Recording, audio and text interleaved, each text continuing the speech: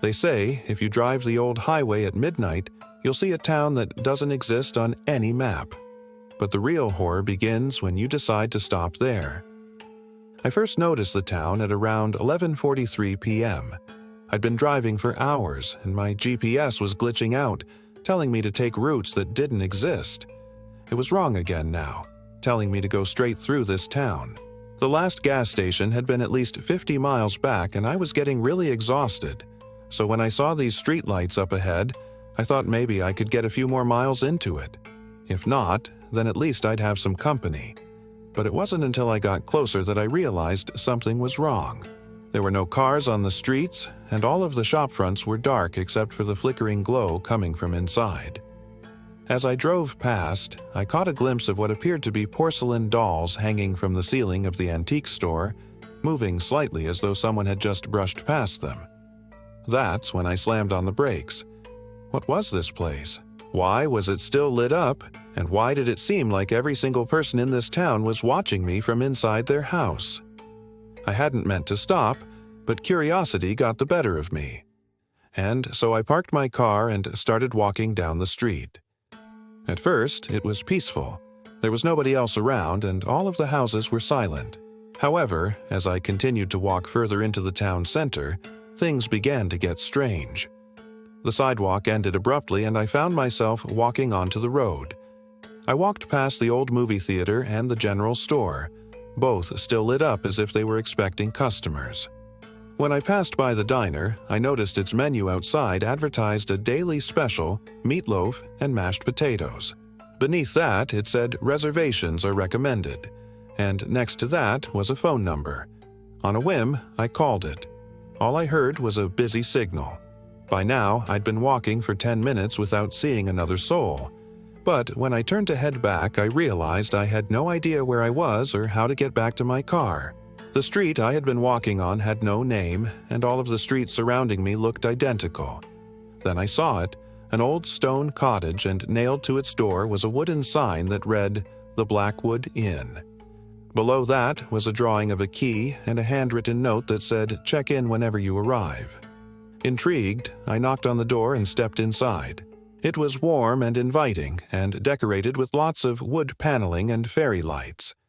In the corner, there was a piano, and on top of it was a guest book. With a flourish, I opened it up, and inside scrunched pages, I saw many different entries, all of them written in neat cursive. But as I turned to the next page, my eyes widened. Written in the same neat handwriting was my name. My heart pounded in my chest as I flipped through the book, but there was nothing else that stood out. I looked up at the innkeeper behind the counter and asked him about it. He smiled knowingly and replied, "Ah, so you found it, have you?" I nodded, confused. "Many come looking for it," he said cryptically, "but most leave disappointed." He leaned in close to me and whispered, "You should leave too before it's too late." Too late for what? I wanted to ask, but before I could, he disappeared, vanishing into thin air right before my very eyes. I tried to stay calm, but after everything I'd seen already, I knew I couldn't stick around much longer. I made my way back to the front door, but it was locked. In a panic, I started pounding on it, but it was no use. It wouldn't open. Suddenly, the lights flickered and the grandfather clock chimed midnight. Then, from behind the boarded-up windows, I saw pale faces staring out at me. Turning to run, I sprinted out the back of the inn. The streets were the same, just darker now.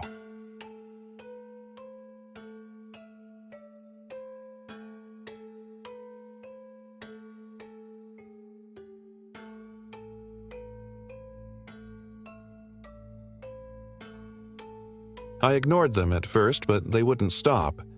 And eventually I found myself yelling back at them. That's when I turned around and saw them standing there, these skeletal figures with glowing red eyes and mouths that stretched from ear to ear. I screamed and turned to run, but it was too late. They were quick, faster than any human could ever be.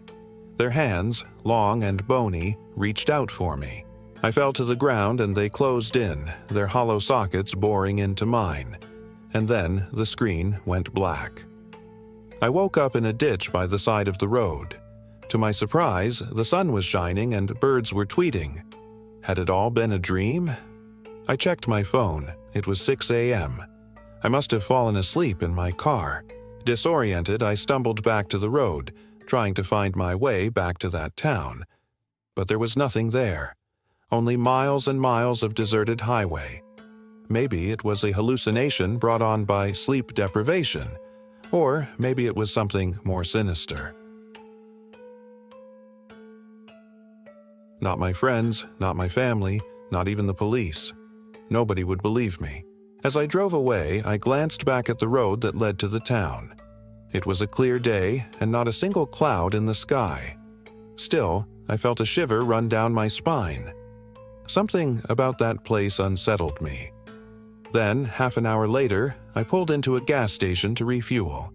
Shaken but relieved to be in a safe place, I sat in my car for a moment, catching my breath.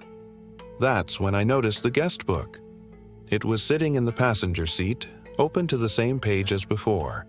I turned it over slowly, my hands trembling. On the next page, printed in today's date, was my name.